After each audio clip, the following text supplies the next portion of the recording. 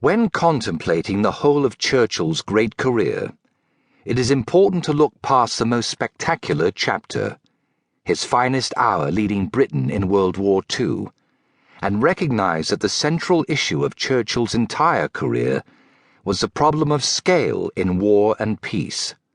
As his letter to Bork Cochrane, written on his 25th birthday, a few weeks before he escaped from a Boer POW camp, attests, Churchill saw how changes in technology, wealth, and politics not only would create the conditions for total war, but also would transform war into an ideological contest over the status of the individual. Churchill was writing to Cochrane, a Democratic congressman from New York City, about the economic problem of the trusts, which was then front and center in American politics.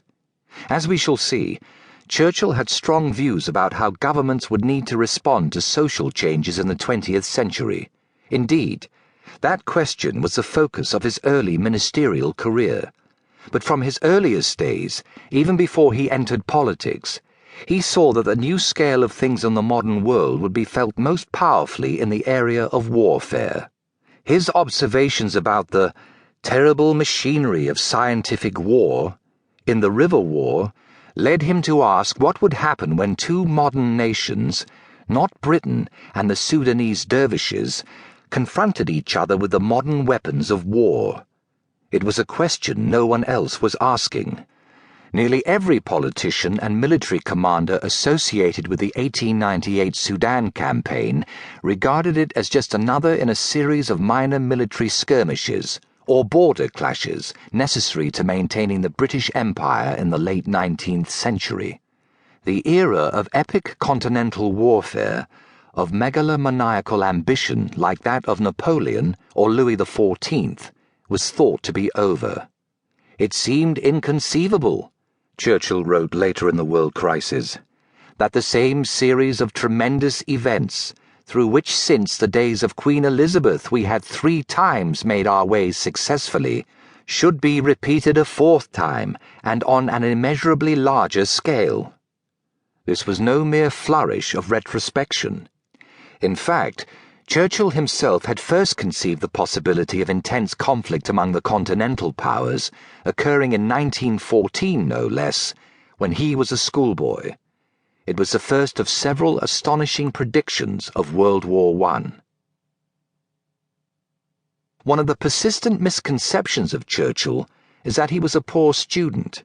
It is more accurate to say he was, by his own admission, a rebellious student, often bored with the curriculum and chafing under the standard teaching methods of the time.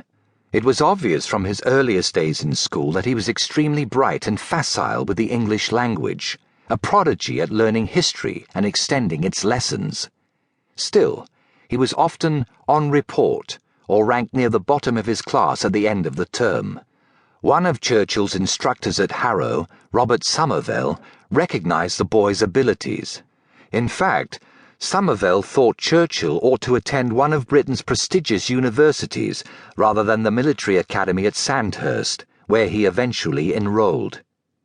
When Churchill was 14, Somervell challenged him to write an essay on a topic of his own choosing. He wanted to give his pupil free range to see what his imagination and comprehensive knowledge of history might produce. Churchill's father, Lord Randolph, had been Chancellor of the Exchequer, and some speculate that Somervell, expecting an equally illustrious political career for the son, wanted to have a record for the school of Churchill's early prowess.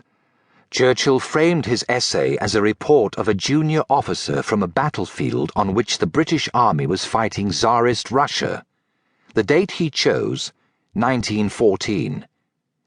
The engagement of La Maraise, July 7th, 1914.